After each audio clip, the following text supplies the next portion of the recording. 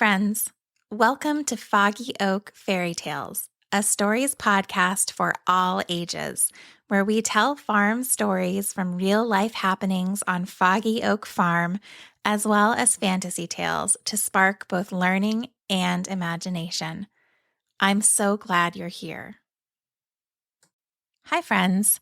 This week's Foggy Oak Fairy Tale is based on a recent scientific theory about how wolves became pack animals. Wolf likes to exist alone until Raven gives her reason to believe that there may be safety and success in numbers and in collaboration. In the beginning, Wolf was alone. She hunted alone. She ate alone. She slept in her den alone. One day, Wolf had killed a moose. It was the best hunt she'd ever had, and she was eating hungrily when Raven landed beside her. "Greetings, Wolf," Raven said to her politely. "This is quite an achievement. You have so much meat here. You wouldn't mind sharing, would you?" Wolf stopped eating and looked at Raven.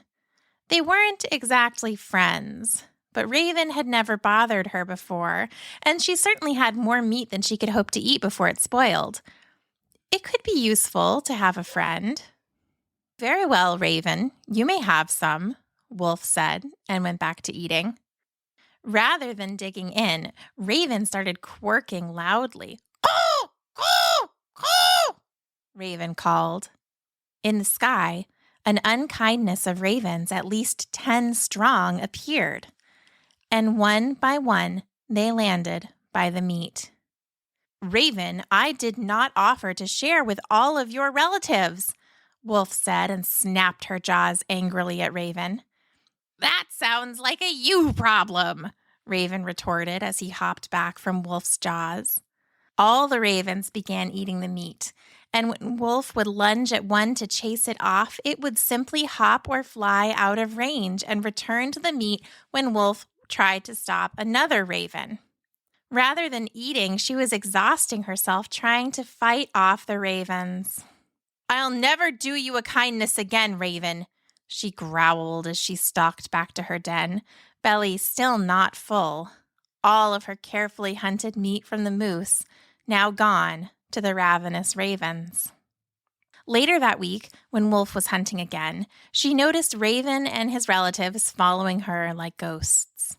Flying briefly from tree to tree when she was moving slowly, soaring above her watching when she was running fast.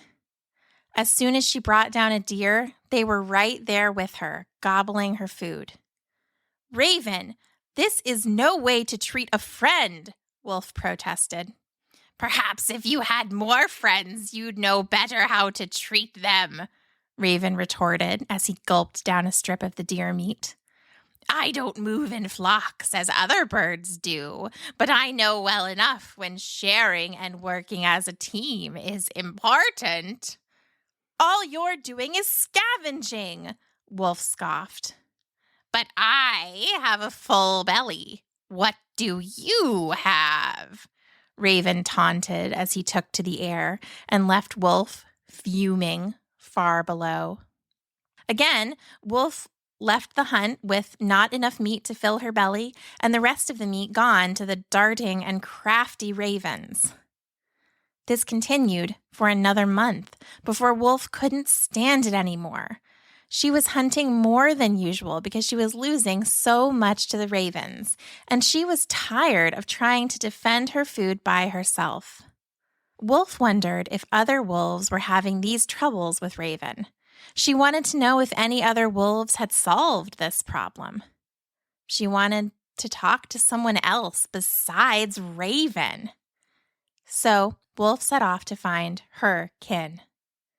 As she searched, smelling and looking, she also began to call out like Raven did, calling to any other wolves that might be able to hear and come and find her. "Fellow wolves, come to me! Raven and his friends are stealing all my food. I can't last alone any longer. Ow! Ow, ow, ow! It took a long time before another wolf came. She had been looking for many days when she saw a wolf at the crest of a nearby hill. Wolf ran to it, and they greeted each other warily. "Hello, Wolf," she said. "Hello, Wolf," the other replied. "You've been calling. I've heard you. Why do you call me?" "Raven and his kin are stealing all of my meat. I can't hunt enough to feed myself. I thought, since Raven moves in groups to steal my food, that I could better protect my hunts if I worked in a group too. Would you join me?" "I too am losing most of my food to Raven's tricks," the other wolf responded. "Yes, I will join you." And together they set off to find others, smelling and looking and calling with their voices and their hearts. The first time the two wolves hunted together while they searched for friends, it was easier. Easier to catch their prey, and when the ravens inevitably showed up, easier to deal with them. "I see you've made a friend," Raven commented to Wolf as he flapped down next to her. "And I'll make more still," Wolf said. As the rest of the unkindness landed, the two wolves took turns keeping most of the ravens back. That meant the ravens had to take turns too, and because there were two wolves, both of them were able to finally fill their bellies. Over days and days and weeks they continued to search until they had gathered 4 more wolves into a pack of 6. Learning to hunt in a larger group was a bit challenging at first, but once they got the hang of things, it was even easier. It took less energy to get food, they all filled their bellies, and the ravens, they had to adapt as well. "I tell you what, Wolf," Raven said.